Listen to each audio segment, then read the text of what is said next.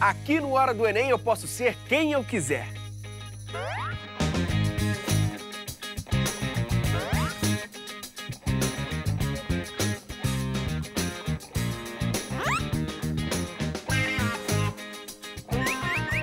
E estudando, você também pode ser quem quiser. Roda a vinheta.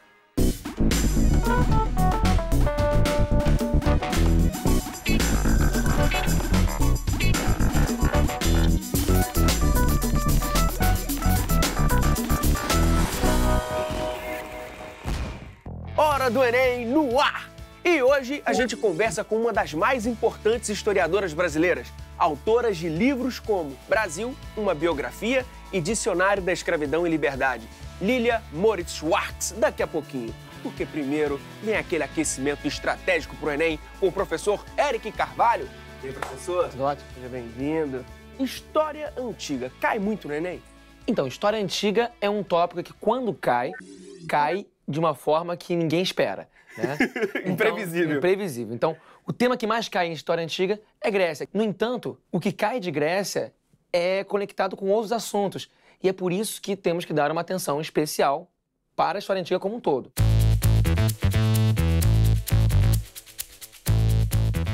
Então, como Grécia, Roma Antiga são assuntos que quando caem geralmente acompanhados de outros tópicos, eu pensei aqui, olha, pensar em temas como oligarquia, monarquia, democracia ou mesmo república são palavras-chave para nós chegarmos onde se quer para acertar a questão. Então, Grécia e Roma têm pontos ligados a outras disciplinas, como sociologia, filosofia, são temas transversais. Tem muita coisa que pode ser explorada em cima disso. Merece aquela atenção, né, professor? Com certeza, saber muito bem o que é uma oligarquia, o que é uma monarquia, o que é o conceito de democracia. Talvez esse seja o conceito vital para entender a história da Grécia Antiga, ou melhor dizendo, da Hélade, né?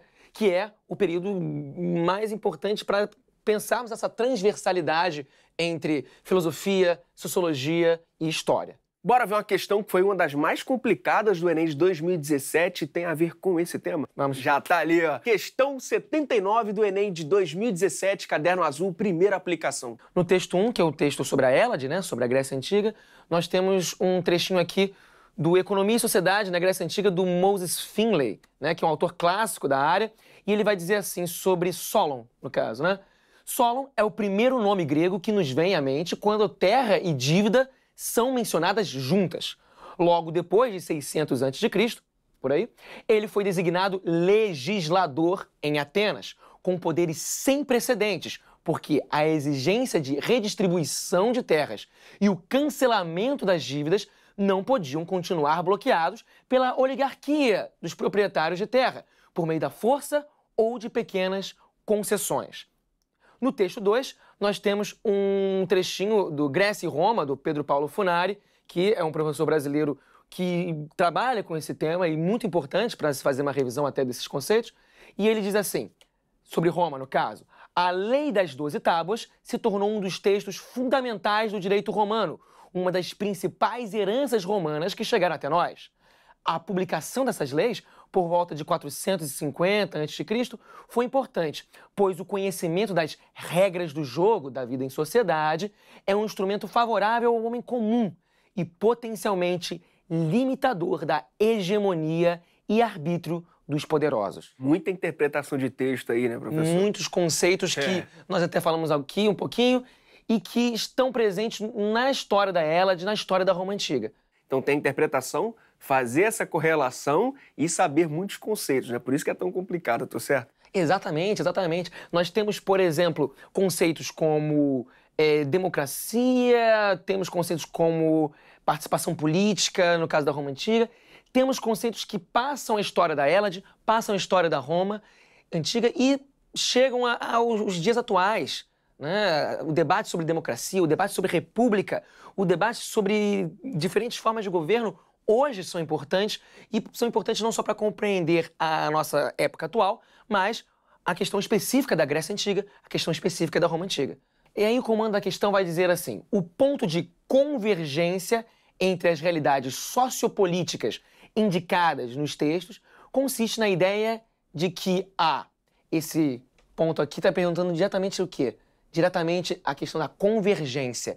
O que tem a ver o texto 1 com o texto 2? Estamos falando de história da Grécia Antiga, da Hélade. Estamos falando da história da Roma Antiga. São períodos históricos muitas vezes diferentes, são realidades sociopolíticas muitas vezes diferentes. E aqui, qual é o que converge? Qual é o ponto de convergência entre esses dois? Bem, é a questão da lei, da legislação, da participação política e, principalmente, da questão agrária. E como é que a gente resolve essa questão? A gente parte por onde? Vamos lá, a ideia aqui principal é partir de cada uma das opções e ver o que ela não está de acordo com o comando da questão. O comando pede o quê? A convergência entre os elementos da Hélade com o da Roma Antiga. Logo de cara, na letra A, nós temos assim, discussão de preceitos formais estabeleceu a democracia. Democracia é um assunto que, no caso do texto 1, até poderia colocar Hélade, Grécia Antiga, Atenas, democracia, mas não no caso da Roma Antiga, né? Onde você tem uma república oligárquica. Então, a democracia já não entra aqui no caso. Então, tá né? fora. Tá fora. B, nós temos a invenção de códigos jurídicos desarticulou as aristocracias. Não é invenção de códigos jurídicos. Você tem aqui, no caso de Solon, Solon vai tentar legislar, obviamente, mas baseado numa tradição jurídica que já existia. Antes de Solon, nós temos, por exemplo, o caso de Drácon, que vai organizar um código jurídico. Nós já temos uma certa legislação. No caso da Lei das 12 Tábuas, você não tem uma invenção do nada também. Você tem uma tradição de leis que já era colocada em prática pelos patrícios, pelos nobres, né, da Roma Antiga, e que, na época da Lei das 12 Tábuas, há uma formalização por meio de pressão de outros grupos políticos, principalmente os plebeus, no caso. Na letra C, você tem a formulação de regulamentos oficiais, instituiu as sociedades. Bem, as sociedades já estavam muito bem instituídas. O que você tem aqui não é a formulação de regulamentos oficiais que instituem uma sociedade, mas sim a procura por instituir uma legislação que já traduzia as questões existentes nessas sociedades, né? Também cortamos aqui a letra C por isso. Na D, você tem a definição de princípios morais encerrou os conflitos de interesses. Na verdade, a definição dos princípios morais, ou a definição das leis, no caso aqui, não encerra os conflitos de interesses, apenas mostra quais são eles. Bota na mesa as cartas do jogo, né? E a partir daqui que os conflitos de interesse vão continuar. Então a D também não é. Está fora. Só sobrou a E, mas Sobrou. a gente tem que saber o porquê que é o gabarito. Exatamente, sobrou a letra E, que é a resposta oficial, é a resposta correta, que é a criação de normas coletivas diminuiu as desigualdades de tratamento. Existia uma dificuldade de integração sociopolítica entre diferentes grupos. No caso da Hélade, nós temos os que tinham a posse de terras e aqueles que não tinham a posse de terras. No caso da Roma Antiga, você tinha os patrícios, que não só detinham a maior parte das terras, mas também tinham a autoridade sobre as leis até então. E os plebeus buscando uma maior representatividade.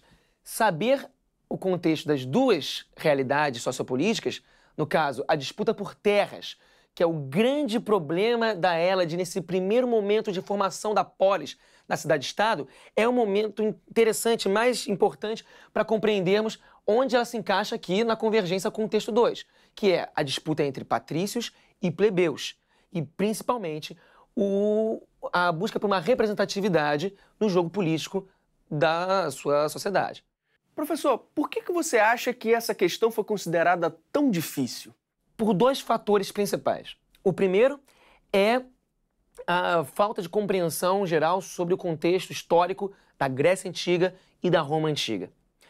Grécia Antiga é um tema que cai quase sempre, né? Estatisticamente falando, é um tema que cai bastante até.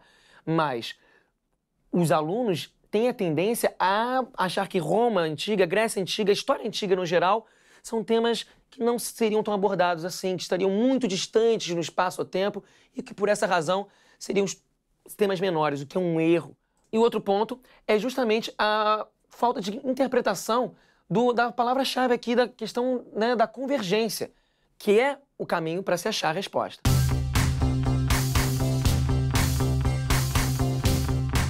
Já que a gente está falando de história antiga, qual é o seu conselho para quem quer fazer uma revisão épica? Pegue, né?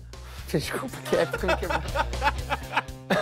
É épico. É legal que o aluno fique atento aonde estão as transversalidades, os pontos em comum que a história pode fornecer a disciplinas como filosofia ou sociologia. Se formos pensar formalmente, é legal pegar o conteúdo lá do primeiro ano do ensino médio, onde esse aluno tem, meio que brevemente, os primeiros pontos, né, da realidade da Hélade, né, da Grécia Antiga, com a legislação de Drácon, Solon, né, e a partir daí fazer um paralelo com a realidade da Roma Antiga, que é visto no mesmo momento, na mesma época, principalmente com a formação dos grupos como patrícios e plebeus, os conflitos agrários, o conflito de trabalho, né, a questão da escravidão e onde isso converge na disputa de participação política. É na Lei das 12 Tábuas. Muitíssimo obrigado mesmo pelo papo e por toda a ajuda. Valeu. E a nossa convidada de hoje é uma das mais respeitadas historiadoras e antropólogas do Brasil. Autora de livros premiados e ainda recebeu a Ordem Nacional do Mérito Científico, um dos prêmios de maior relevância no país. Quer mais? Então vem pra cá, Lilia Moritz Schwartz, por gentileza. Obrigada. Seja bem-vinda, é uma bom? grande honra ter você aqui. Toda minha. Você tem um livro chamado Brasil, uma biografia, que tá até aqui na mesa. São 5 séculos de história. Deu trabalho, não deu? Na verdade, são mais, né? Porque a gente não pode contar a história do Brasil só quando os portugueses chegaram no Brasil. Como dizia o poeta Oswald de Andrade, quando os portugueses chegaram no Brasil, os brasileiros já haviam descoberto a felicidade. Então, o livro começa com as populações ameríndias que viviam antes da chegada dos europeus. Haja história, né? Eu fiz o livro junto com a Heloísa Stalin, nós dividimos não tanto os territórios, mas os períodos, né? E procuramos, sim, falar do Brasil inteiro, mas foi difícil. O que você encontrou de mais curioso nessa pesquisa? Bom, acho que a gente desfez vários mitos, né? O primeiro é que os brasileiros são povos pacíficos, né? A ideia, só teve uma guerra, a Guerra do Paraguai. Peraí. Não é bem assim. Não é bem assim, né? O Brasil foi um país que recebeu mais escravos, né? Mais escravizados. Nós recebemos 12,5 milhões de africanos e africanas que saíram compulsoriamente do seu país. 4,7 desse total acabou parando no Brasil. Ou seja, de cada, vamos lá, 10 africanos ou africanas embarcados, 4 ou mais ficavam no país. Nós tivemos escravos no país inteiro e fomos o último país a abolir a escravidão, só em 1888, ou seja, depois dos Estados Unidos, depois de Porto Rico e depois de Cuba. Então, como é que um país que é feito, inventado, com esse sistema, que é o sistema escravocrata, que supõe a posse de um homem por outro, pode ser pacífico? Desde que existiu escravidão, existiram quilombos, existiram insurreições, revoltas, assassinatos, envenenamentos. Então, enfim, esse foi um dos mitos que nós derrubamos. Lília, o nosso foco aqui é o Enem. Você já foi professora do ensino médio. Fui. E aí, como foi? Conta pra gente. Foi muito bom. Eu comecei, ainda estava fazendo a faculdade, a graduação em História, e dei aula em duas escolas do ensino médio de São Paulo, Santa Cruz e o Oswald de Andrade. E, sobretudo no Oswald de Andrade, eu experimentei muito, tentei mostrar como a história é um processo vivo. Então, nós fazíamos julgamento do Luís XVI, dividimos a escola inteira. Luís XVI nunca era condenado, jamais foi condenado. Fazíamos batalha naval, né, para estudar a Segunda Guerra Mundial. Então, foi uma experiência muito bacana, porque o aluno do ensino médio é um aluno que responde muito rápido, de forma muito pronta, né? Ou seja, se eles não gostam, não gostam mesmo. Se eles curtem, embarcam na história mesmo. Qual a importância do ensino público aqui no Brasil? Eu acho o ensino público fundamental. Eu fiz uma escola pública, fiz colégio vocacional e depois fiz a USP, né? Fiz a Universidade de São Paulo. Eu acho que a gente mede a temperatura da democracia de um país a partir das escolas e da educação que ele pode prover. Eu acho que o Brasil tem que defender uma escola pública de alta qualidade, com professores bem pagos, uma escola que seja plural, no sentido da sua clientela, uma escola que seja inclusiva, no sentido de pensar raça, gênero e classe, Só assim a gente tem chance de ter um país mais democrático e mais republicano.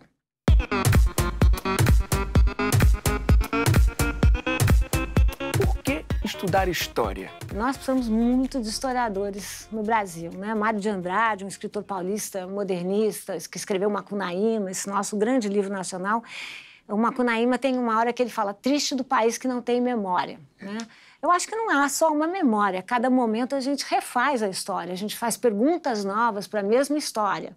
Mas eu acho que brasileiro, por exemplo, que está vivendo um momento difícil agora, o fato de lembrar do seu passado, de reconhecer as suas dificuldades, de apontar as coisas que fez muito bem, eu acho que é por isso que história é bom. Então, quando eu fiz a biografia do Brasil, por exemplo, tinha vezes que eu ficava orgulhosa do meu biografado, né? E tinha momentos que eu falava, ai não, Brasil, pelo amor de Deus. Não, por aí então, não. história dá pra gente essa visão crítica, né? Essa visão sempre atualizada. A gente pode cobrar dos políticos, a gente pode cobrar da nação de uma forma geral. E eu quero saber por que você escolheu história. Na minha época, a gente fazia o que não se faz mais, ainda bem, aquele teste vocacional, se chamava. E meu pai ficou animado, porque a indicação era ou humanidades ou engenharia.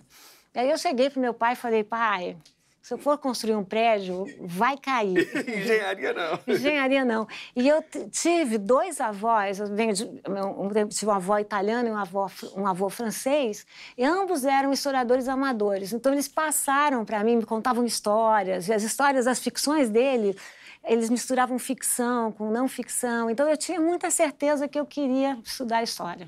Queria estudar a história da escravidão no Brasil. Pois é, esse seu interesse por entender o Brasil sempre existiu? Dizer que eu sempre quis fazer história seria também achar que eu fui uma predestinada, não fui, né? Mas eu acho que muito cedo, quando todos meus amigos liam só livros de ficção, eu muito cedo comecei a ler livros de não ficção. E acho que todo mundo pode ler, não é? Quer dizer, eu tinha muito interesse em saber de um rei, de outro rei, de uma rebelião, de uma insurreição, como é que se comportavam as pessoas em outro século. Enfim, eu sempre curti. Bom, e você construiu uma grande carreira. Você que está dizendo. Não, com certeza, não somente eu, todos sabem disso, como historiadora e pesquisadora, professora também. Você acha que dificultou um pouco essa trajetória o fato de você ser mulher? Quando eu dei aula no ensino médio, não, porque aí você tem muitas mulheres. A entrada na faculdade também, ok, mas na hora que você começa a competir pelos postos, né? Eu fiz o mestrado, doutorado, livre docência, titularidade, fui uma titular muito jovem, aí você começa já a receber aquele tipo de pergunta, mas uma mulher não vai atrapalhar? Eu falei, como assim? Por que vai atrapalhar? E quando eu escrevi esse livro de História do Brasil, eu lembro que não um jornalista, mais do que um, me perguntou, fez questões do tipo assim, como você se sente sendo uma mulher e escrevendo um livro sobre toda a história do Brasil? E a minha resposta sempre foi, você já fez essa mesma pergunta para um historiador homem? Por que para mim? Então, eu acho que a gente está num momento em que esses marcadores de diferença, ou seja, essas diferenças sociais e culturais que a nossa sociedade produz, estão em pauta. Eu me refiro não só a marcadores de gênero e sexo, mas marcadores de região, marcadores de geração, marcadores de classe. Então, acho que está na hora. Raça e etnia foi o que eu mais estudei. Então, acho que está na hora de nós que a gente possa trazer para frente essa nossa multiplicidade, né? Quanto mais plural o Brasil for, mais democrático e feliz ele será. Você também é curadora do Museu de Arte de São Paulo. E aí, como é esse trabalho? Bom, eu sou curadora adjunta para histórias e narrativas. Então, eu sempre brinco que, como curadora, eu sou boa historiadora. Não, mas é que eu comecei a trabalhar há muito tempo com imagem. Eu acho que os historiadores têm que... Historiadores, estudantes, nós somos uma civilização da imagem. Acho que a gente tem que politizar as imagens, a gente tem que perguntar para as imagens. Por exemplo, os historiadores questionam tanto a data de origem, o autor, né? A gente só vai achar que um documento é verídico depois de fazer um escrutínio com o documento. Já com as imagens, a gente compra as imagens como se elas fossem inocentes. As imagens não são inocentes. As imagens têm data, as imagens têm origem. As Falam imagens muito. falam muito, às vezes escondem muito, né? Então, enfim, foi dessa maneira que eu fui entrando nesse mundo das artes. Então, agora eu faço uma história em que a questão da imagem é super importante.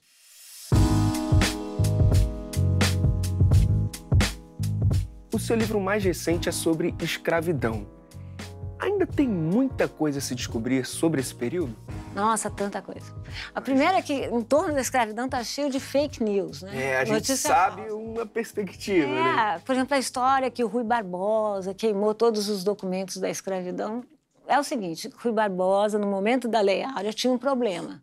Os grandes proprietários queriam indenização. Então, para não dar indenização, ele queimou várias das taxas, mas só as taxas. Existem muitos documentos a serem descobertos.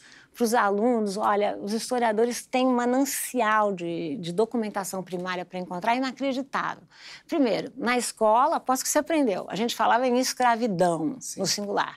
Não fica bom para aula de português, mas nós não estamos na aula de português, né? Agora nós falamos cada vez mais em escravidões. Primeiro porque, se você pegar desde o século XVI até o final do XIX, existiram muitas formas de escravidão. A escravidão da cana, a escravidão da mineração, a escravidão do café. A gente também não fala em uma África, a gente fala em Áfricas, né? Porque sabemos que os africanos e africanas que saíram do continente vieram de 3 regiões, sobretudo da região da África Central, daquela região de Angola, do Porto de Luanda, da região ocidental, que vai desde da Guiné-Bissau, de Benin até Nigéria, e depois, no século XIX, de Moçambique. Pouca gente sabe, mas a gente chama de segunda onda, ou seja, no século XIX, a escravidão, em vez de ficar mais fraquinha no Brasil, fica ainda mais forte. Então, a gente precisa falar, por exemplo, de escravidões e precisa falar de Áfricas. E precisa falar de gênero também. Porque, em geral, quando a gente fala de escravidão, a gente fala de o escravo. Sabemos que 70% das populações que chegaram no Brasil eram compostas pelo sexo masculino. Mesmo assim, esses 30% compostos de mulheres e crianças tinham uma vida muito diferente. E é preciso estudar, né? Quais são as diferenças entre ser uma escravizada e um escravizado? E agora eu te pergunto, você notou que eu não falo escravo, falo escravizado e escravizada? Você entendeu por quê? Porque ele foi submetido àquilo. Muito bem. Quando a gente fala escravidão, isso faz muito mal, porque ninguém foi escravo no passado, né? Ele foi escravizado. Foi escravizado. Então, eu sugiro que vocês falem escravizados e escravizadas, para mostrar como a escravidão foi uma situação forçada. Verdade. Passou no teste. Aproveitando essa ideia de dicas e conselhos, qual o conselho para quem está em casa e fica pensando, caramba, a universidade não é para mim, ali não é o meu lugar? Não, a universidade é o lugar de todo mundo. Eu acho que a universidade brasileira, desde as políticas de cotas, está se preparando para ser uma universidade mais plural, mais ampla, mais democrática. A universidade é um momento em que a gente pode ser curioso, se abrir para um conhecimento mais aprofundado, ter uma autoria no conhecimento, estreitar, deixar mais evidente qual é a sua questão, o que é que te encanta, o que é que te inflama. Então, a universidade é um lugar para todo mundo. Agora, para encerrar, qual é a história que ainda falta ser contada? São muitas as histórias que faltam ser contadas. Há toda uma história do período da ditadura militar que tem que ser contada. Para aqueles que pedem tanto pela volta da ditadura, eu acho que é hora de estudar o que foi a ditadura militar e, sobretudo, como a ditadura militar foi um momento em que foram cortados os nossos direitos. Muitas das pessoas que estão pedindo por ditadura não terão a oportunidade de fazer esse tipo de reivindicação. Então, temos que abrir a documentação da ditadura militar. Na área que eu trabalho, que é a área da escravidão, há muito o que pesquisar. E uma área que eu trabalho muito, como você mesmo chamou a atenção, é a imagem. Nós temos muito a fazer no que se refere à imagem. O Brasil foi um país que entrou com a fotografia cedo e a escravidão terminou tarde. Então, perversamente, o Brasil é o país que tem o maior acervo de imagens da escravidão.